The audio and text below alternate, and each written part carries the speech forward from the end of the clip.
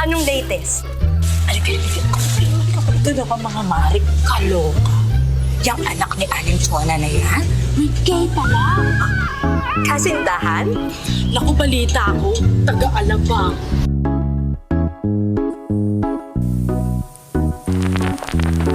May bakbak ang balita, may tenga sa dingding. May mga batang mali ng ibang laging napapansin. Nakilang kontrabida, bulag sa mga mali niya. Yan ang katangian ng tao, kung tawagin ay chismosa.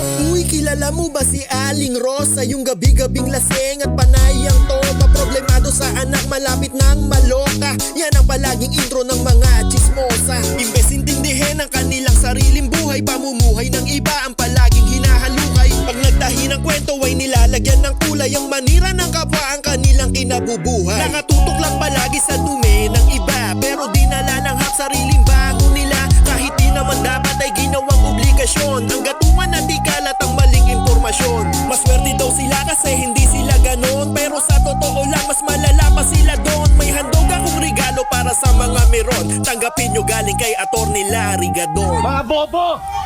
Mga bobo! May bakbak ang balita, may tenga sa dingding. May mga batang mali ng ibang laging napapansin.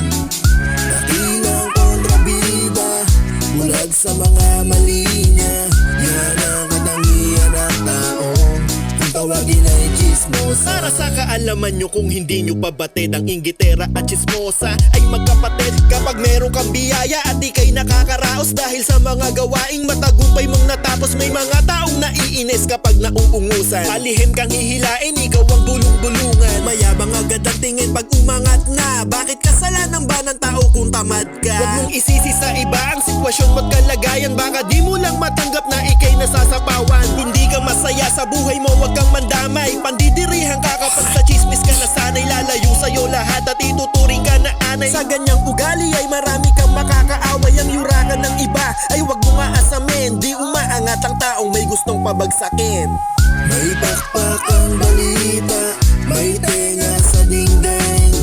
May mga matang mali ng ibang laging napapansin.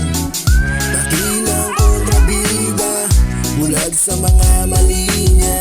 Yan ang katangian ng taong, kung tawagin ay chismosa. Uubusin ang pasensya mo hanggang magalit ka, tapos pag pinatulan mo parang siya pa ang biktima. Bihas ako magpanggap sa paninira ay sanay, pero pag kinumpronta mo lahat i-deny. Kapag pinaandaran ka, huwag kang basta sasakay. Malaponcho Pilato yan, laging hugas kamay. Mag-ingat sa chismosa bago ka pa maunahan. Dumistansya ka amigo, lalo kung kinakailangan.